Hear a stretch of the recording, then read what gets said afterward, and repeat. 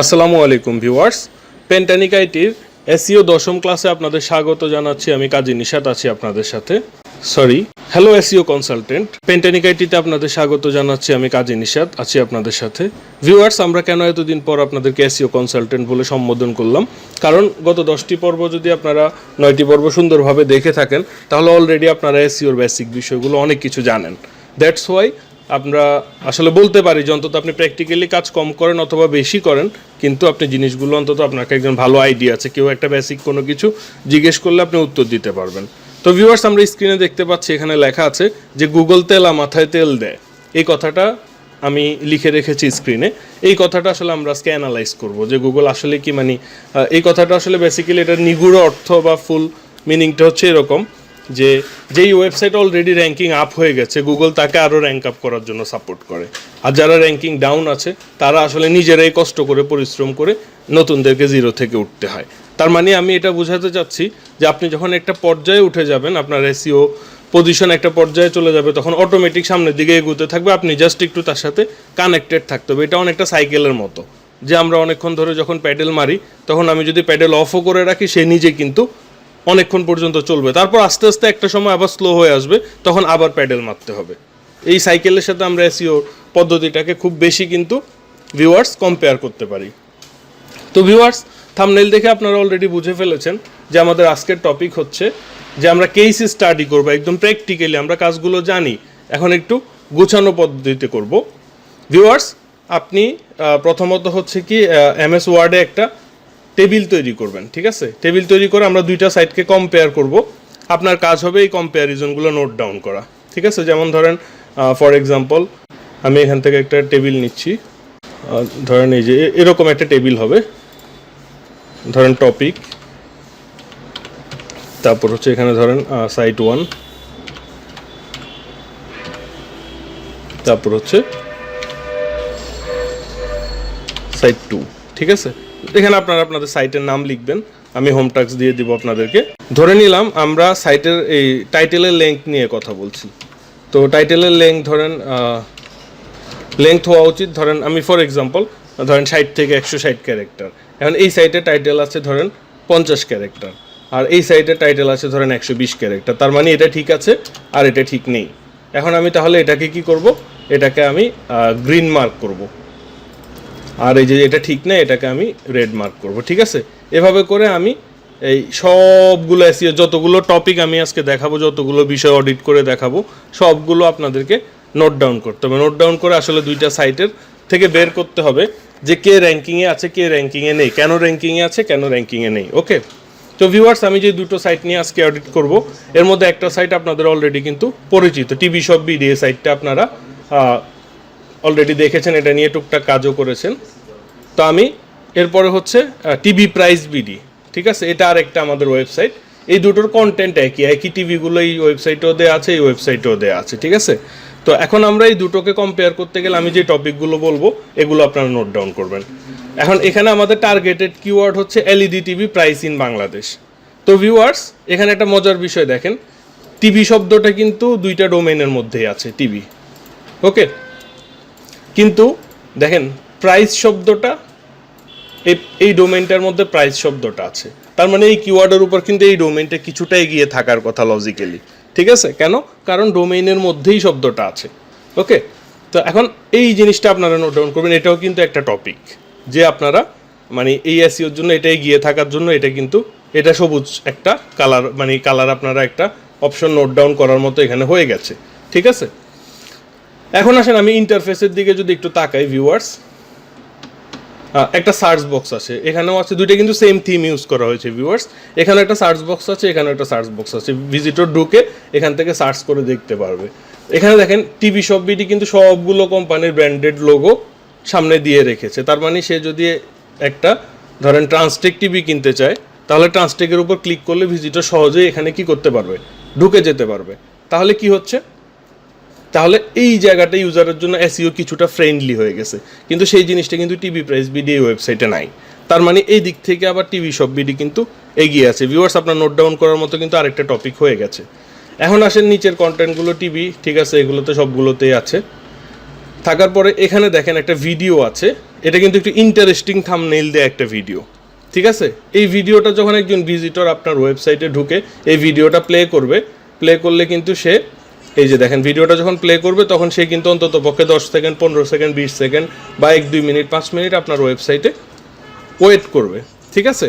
তো এখন ওয়েট করলে তাহলে এটা কি হচ্ছে, আমরা যে এই জিনিসটা বলি যে আপনার ওয়েবসাইটে একজন ভিজিটর কতক্ষণ অপেক্ষা করলো, এই ব্যাপারটা কিন্তু গুগল কাউন্ট করে। তার মানে সেই কিন্তু এই দিক থেকে এগিয়ে আছে। একজন ভিজিটরকে 2-4-5 মিনিট এখানে স্টে করিয়ে রাখার জন্য সে কিন্তু এই ভিডিওটা দিয়ে ক্যাপাবিলিটিটা বাড়িয়ে নিয়েছে, ঠিক আছে?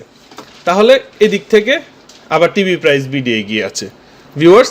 এরপরে হচ্ছে দেখেন এখানে কন্টেন্ট, আমি যদি wordcount.com-এ চলে যাই তাহলে tvpricebd.com-এর হোম পেজে কন্টেন্ট কতটুকু আছে আমি একটু দেখি। হোম পেজে কন্টেন্ট আছে 476 ওয়ার্ড, ওকে?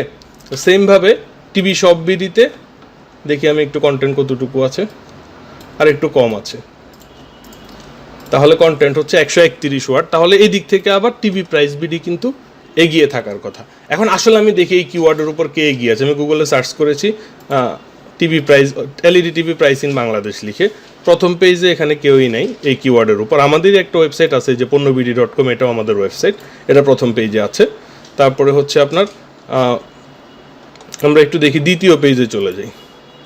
দ্বিতীয় পেজে যাওয়ার পরে দেখেন টিভি প্রাইস বিডি উপরে আছে, টিভি শপ বিডি নিচে আছে। আমি আপনাদেরকে আগেও বলেছি প্রাইস শব্দটার কারণে এটা একটু এগিয়ে থাকার কথা। আরও একটা বিষয় আছে দেখেন ভিউয়ার্স, প্রাইমারিভাবে আপনার চোখে পড়ছে এখানে কিন্তু একটা মেটা ডিসক্রিপশন ট্যাগ দেওয়া আছে, এখানে মেটা ডিসক্রিপশন ট্যাগ দেওয়া নাই, কারণ আমি এটার এসইও টুল চেঞ্জ করেছি খুব রিসেন্টলি। এসইও টুল চেঞ্জ করেছি আমি প্রিমিয়াম এসইও প্যাক থেকে আমি র্যাঙ্ক ম্যাথে শিফট করেছি। কেন র্যাঙ্ক ম্যাথ প্রো ভার্সনে শিফট করেছি কেন ভিউয়ার্স? কারণ প্রিমিয়াম এসইও টুলের একটা বড় সুবিধা হচ্ছে এটা বাল্ক অপটিমাইজ করা যায়। আপনার ওয়েবসাইটে মনে করেন 50,000 পোস্ট আছে, এখন আপনি যদি সবগুলো পোস্ট একটা একটা ধরে ধরে কিওয়ার্ড বসাতে যান তাহলে এটা অনেক কঠিন। কিন্তু প্রিমিয়াম এসইও প্যাক কী করে যে সে সবগুলো একত্রে ধরে আমি অল্প কিছুক্ষণ তাকে সময় দিলে সে নিজে নিজে সবগুলোকে তার টাইটেলের উপর ভিত্তি করে কিওয়ার্ডগুলো খুঁজে খুঁজে নিয়ে কিওয়ার্ড মেটা ডিসক্রিপশন এগুলো বসিয়ে দেবে কন্টেন্ট থেকে নিয়ে। তাহলে এটা আমার জন্য প্লাস পয়েন্ট। কিন্তু অসুবিধা হচ্ছে এই কিওয়ার্ডে পিএইচপি এরর আসে, সাইট একটু স্লো করে।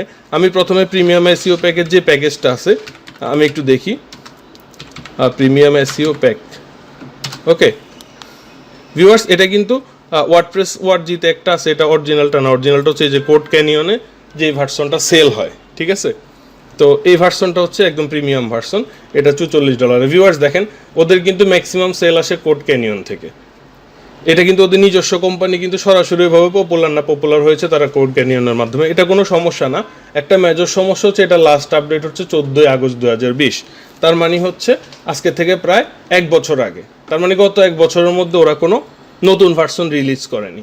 এখন ভিউয়ার্স তার মানে কি এই টুলটা এখন নতুন যে ওয়ার্ডপ্রেস ভার্সনগুলো আছে তার মধ্যে কিছু এরর কনফ্লিক্ট শো করবে, সাইট স্লো করবে, এটাই স্বাভাবিক। কারণ হচ্ছে আমি দেখেন আপনার সাইটে এরর আসতেছে কিনা এটা আপনি দেখতে পারেন দুইভাবে। ধরেন আপনি হোম পেজ ভিজিট করার পরে,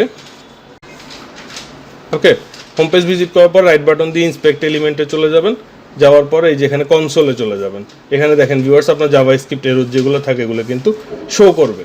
তো প্লাগ ইনের কারণে এই এররগুলো হলে যে এই প্লাগ ইনটা আপনার দরকার কম কিন্তু সে আপনার এরর ক্রিয়েট করতেছে, ওকে আপনি যদি সম্ভব হয় বাদ দিয়ে দিবেন, ঠিক আছে?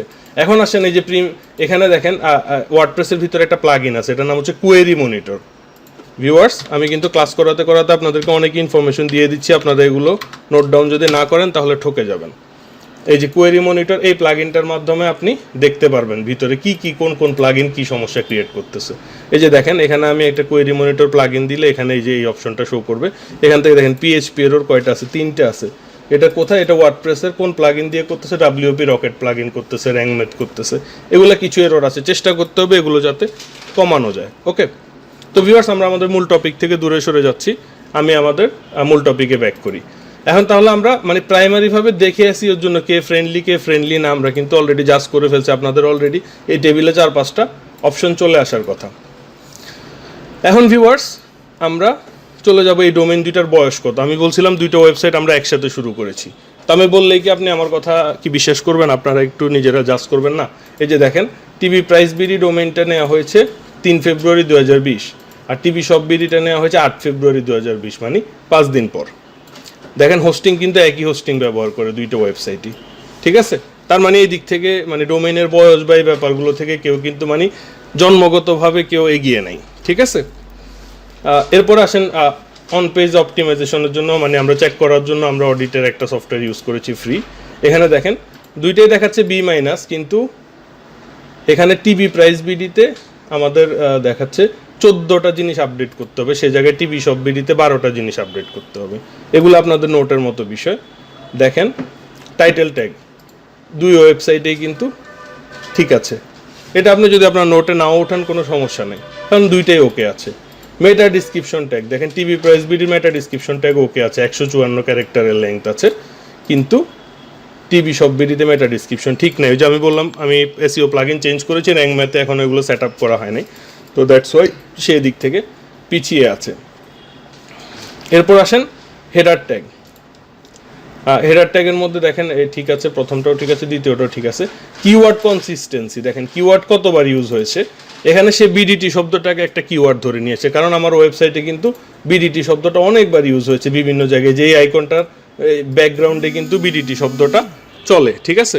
তো দ্যাটস ওয়াই সে বিডিটি শব্দটা ইউজটাকে একটা কিওয়ার্ড ধরে নিয়েছে, তো আমার এইটার ইউজ কমাতে হবে। স্মার্ট শব্দটা ঠিক আছে ধরে নিছে, এখন স্মার্ট শব্দটা সে ধরে নিছে যে এটা আমার একটা কিওয়ার্ড, কিন্তু এটা আমার হেডিং ট্যাগে ইউজ হয়েছে কিনা, না হেডিং ট্যাগে ইউজ হয় নাই। স্মার্ট অ্যান্ড্রয়েড এলইডি এগুলো আমার কিন্তু হেডিং ট্যাগে ইউজ হয়েছে, ওকে, এটাও একটা দেখার বিষয় আছে। এরপরে দেখেন ইমেজ অল্টা অ্যাট্রিবিউট, এখানে 47টা ইমেজ আছে যাদের অল্টা অ্যাট্রিবিউট ইউজ করা হয়নি। এখানে 92টা ইমেজ আছে যাদের অল্টা অ্যাট্রিবিউট, 92টা ইমেজ আছে এই পেজে, এবং 18টাই কিন্তু অল্টা অ্যাট্রিবিউট নাই কিন্তু। আর এখানে হচ্ছে সরি, এখানে একটা নেই, 47টা ইমেজ আছে, এর মধ্যে একটাতে অল্টা অ্যাট্রিবিউট মিসিং আছে, তার মানে এগুলো রিসলভ করতে হবে। এরপর এগুলো টিকমার্ক ঠিক আছে। অ্যানালিটিক্স, সে বলছে অ্যানালিটিক্স আমার এখানে ইনস্টল করা নেই, তার মানে অ্যানালিটিক্সটা ইনস্টল করতে হবে। তারপর স্কিমা ওয়ার্ডের সাথে স্ট্রাকচার ডাটা স্ট্রাকচার করা নেই, দেখেন এখানে কিন্তু ভিউয়ার্স অ্যানালিটিক্স ইনস্টল করা আছে, কিন্তু এখানে ইনস্টল করা নেই। বুঝতে পেরেছেন কি, এখানে যখন আমি র্যাঙ্ক ম্যাথ ইনস্টল করেছি, র্যাঙ্ক ম্যাথই আমাকে জোর করে অ্যানালিটিক্সটা ইনস্টল করিয়ে নিয়েছে, দ্যাটস ওয়াই এটা এদিকে একটা বাড়তি টিকমার্ক কিন্তু সে পেয়ে গেছে, ওকে। এখন ভিউয়ার্স কিওয়ার্ডের দিকে চলে যাই। দেখেন এই টিভিটা এটা কিওয়ার্ড পাচ্ছে যে ভিকো টিভি প্রাইস ইন বাংলাদেশ, এই কিওয়ার্ড থেকে 720টা সার্চ, আমরা 218টা কিন্তু ট্রাফিক পাচ্ছি। সেমভাবে এই ওয়েবসাইটে ফুশন টিভি প্রাইস ইন বাংলাদেশের উপর পাচ্ছে 170টা সার্চ হচ্ছে, 51টা আমরা ট্রাফিক পাচ্ছি। তার মানে দেখেন সে কোন কিওয়ার্ডটা পেয়েছে, যে ভিকো টিভি সে পেয়েছে কিন্তু নিচে পেয়েছে, ঠিক আছে। তার মানে এই কিওয়ার্ডের উপর এর পজিশন ভালো, বুঝতে পারছেন। এখন একে যদি কাজ করতে হয়, মানে টিভি প্রাইস বিডিকে যদি মারামারি করে টিভি সব বিডির সাথে আসতে হয়, তাহলে কিন্তু এই কিওয়ার্ডটার উপর একটু জোর দিতে হবে। ভিউয়ার্স আমি আপনাকে ইম্পর্টেন্ট কিন্তু খুব একটা গুরুত্বপূর্ণ জায়গা দেখিয়ে ফেললাম, এই জিনিসগুলো কেউ কাউকে বলে না এভাবে, ঠিক আছে। তো আপনারা অলরেডি কিছু ইনফরমেশন এগুলো যদি আপনারা নোট ডাউন করে এগুলোকে কাজে লাগান, তাহলে বেটার কিছু করতে পারবেন ইনশাল্লাহ। তো ব্যাকলিঙ্কে চলে যাই আমরা। এখানে দেখেন ওরা ফ্রি ভার্সনে ব্যাকলিঙ্কে রিপোর্ট দিচ্ছে না, কোনো সমস্যা না, আমাদের আরও অনেক টুল আছে।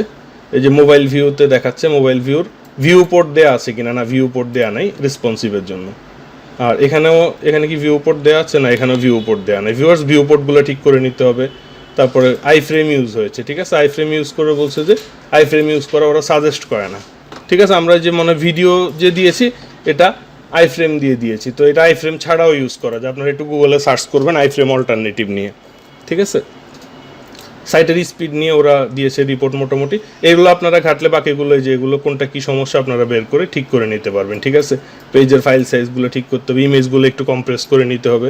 ভিউয়ার্স আপনারা এই যে কম্প্রেস জেপিজি এই সাইটটা ইউজ করতে পারেন। কম্প্রেস জেপিজি এখানে আপনার ইমেজটা আপলোড করলে সে কম্প্রেস করে আপনাকে আর একটু ছোটো সাইজ করে জিনিসটা দিবে, ঠিক আছে। এরপর হচ্ছে আমরা এই দুইটা জিনিস দেখে ফেললাম, অডিট রিপোর্ট, ওকে। এখন আমরা দেখি গুগলের পেজ স্পিড ইনসাইট, ওকে। পেজ স্পিড ইনসাইটটা আমি এগুলো আগে থেকে সব মানে করে রিকোয়েস্ট দিয়ে রেডি করে রাখছি, কারণ আমি ভিডিওর সময় যদি এটা অ্যানালাইজ দিই তাহলে অনেক সময় লাগবে, ভিডিও লম্বা হয়ে যাবে, এজন্য আমি আগে থেকে রেডি করে রেখেছি। টিভি প্রাইস বিডির স্কোর হচ্ছে 33, টিভি সব বিডির স্কোর হচ্ছে 53। দেখেন এই দিক থেকে কিন্তু সে অনেক এগিয়ে আছে, এটা অনেক ইম্পর্ট্যান্ট ভিউয়ার্স। সে কিন্তু এই যে দেখেন তার অনেক এরও আছে, কিন্তু তারপরেও এই কিছুটা তো ভালো অবস্থানে আছে। তো এই পেজ স্পিড স্কোরটা আপনার কম্পিটিটররা কী অবস্থানে আছে এটা আপনাকে দেখে তাদের থেকে অ্যাটলিস্ট ভালো থাকতে হবে। আমি বলছি না যে আপনি 95, 100 স্কোর করেন, কোনো দরকার নাই। আপনি গত ক্লাসেও বলেছি যে আপনার কম্পিটিটর আছে 43, আপনি 53 করেন, আপনি এগিয়ে থাকবেন, ওকে। এখন আসেন পিংডম। পিংডম থেকে আমরা লোডিং টাইম দেখেছি, এর হচ্ছে 4 সেকেন্ড বলতেছে। TV price BD, TV shop BD 6 second বলতেছে। এদিক থেকে সে আবার টিভি শপ বিডি পিছিয়ে আছে। ওকে, লোডিং টাইমটা এর একটু বাড়াতে হবে, মানে লোডিং টাইমটা কমাতে হবে। সেমভাবে জিটি ম্যাট্রিক্সে দেখেছি, এ বলতেছে TV price BD 3 second, TV shop BD, অর্থাৎ টিভি শপ বিডি লোডিং স্পিডের মানে লোডিংয়ের দিক থেকে সে পিছিয়ে আছে। ওকে অবশ্যই এনিহাউ এটা ইমপ্রুভ করতে হবে। এবার আমি কম্পেয়ার করি ভিউয়ার্স, এই যে এরিফ যে টুলের মাধ্যমে দেখেন, এর ব্যাকলিঙ্ক আছে 106টা, এর ব্যাকলিঙ্ক আছে 609টা টিভি শপ বিডির। এখন ভিউয়ার্স খুব একটা ইম্পর্টেন্ট পয়েন্ট, যেটা আমি একটু প্রথমে ক্লাসের শুরুতে বলেছিলাম যে গুগল তেলা মাথায় তেল দিয়ে কীভাবে, এটা আমরা এখন দেখব। ভিউয়ার্স এখানে কিন্তু 609টা ব্যাকলিঙ্ক কিন্তু আমরা করিনি ভিউয়ার্স। এখানে আমরা এই দুইটা ওয়েবসাইটের কাজ একত্রে করেছি, একে যতটুকু সময় দিয়েছি ওকেও ততটুকু সময় দিয়েছি, কিন্তু ও যখন র্যাঙ্কিংয়ে আপ হয়ে যাচ্ছে তখন ওর ব্যাকলিঙ্কগুলো কিন্তু অটো তৈরি হয়েছে, অনেক ব্যাকলিঙ্ক। ভিউয়ার্স দেখেন অনেকগুলো ওয়েবসাইট আছে যারা ওর কাছ থেকে এই ওয়েবসাইট থেকে কন্টেন্ট নিয়ে, ছবি নিয়ে, লেখা নিয়ে কপি করে ওর ওখানে পোস্ট করে অটোমেটিক ব্যাকলিঙ্ক তৈরি হয়ে যায়। ভিউয়ার্স আমাদের এই ওয়েবসাইটটা পণ্যবিডি, এখান এদেরকে কপি করে কিন্তু অনেক ওয়েবসাইট অলরেডি আমাদেরকে ফ্রি ব্যাকলিঙ্ক দিয়ে দেয়। ওরা জানতেও পারে না, ওরা কী করে, আমি যে কন্টেন্ট লেখা দিয়েছি না, এই লেখাটা এভাবে কপি করে নিয়ে ওর ওয়েবসাইটে পোস্ট করে দেয়। পোস্ট করে দিলে কি হয়, আমি এই ছবির মধ্যে কিন্তু আমার অন্য পেজে লিঙ্ক দিয়ে রেখেছি, ও কিন্তু জানে না। ওর ওখানে যখন পোস্ট করে দেয় অটোমেটিক ওর ওয়েবসাইট আমাকে ব্যাকলিঙ্ক দিয়ে আমার র্যাঙ্কিং আপ করে। ও বুঝতেও পারে না যে আমার থেকে চুরি করতে গিয়ে সে আমার কত বড় উপকার করে দিচ্ছে আর নিজের কত বড় ক্ষতি করছে। তো ভিউয়ার্স তাহলে আমরা ব্যাকলিঙ্কের ব্যাপারটাও বুঝতে পারলাম মোটামুটি। আর পাশাপাশি দেখেন ভিউয়ার্স, ব্যাকলিঙ্কগুলো কিন্তু অটোমেটিক জেনারেট হয়। আমার এই ওয়েবসাইটের ট্রাফিক ভ্যালুও কিন্তু TV shop BD, TV price বিডির ট্রাফিক ভ্যালু হচ্ছে 16, আর টিভি শপ বিডির ট্রাফিক ভ্যালু আমি একটু লোড হচ্ছে দেখাচ্ছি আপনাদেরকে 41, মানে এই দিক থেকে এগিয়ে আছে। অর্গানিক ট্রাফিক আছে 200, আর এখানে অর্গানিক ট্রাফিক আছে 482। ভিউয়ার্স দ্বিগুণেরও বেশি। বুঝতেই পারছেন কি জন্য, ব্যাকলিঙ্কের বিষয় আছে, মানে কোন কোন বিষয়ের কারণে সে এগিয়ে থাকতে পারে ভিউয়ার্স, এগুলো কিন্তু আমি আপনাদেরকে অলরেডি ফাইন্ড আউট করে দেখিয়েছি।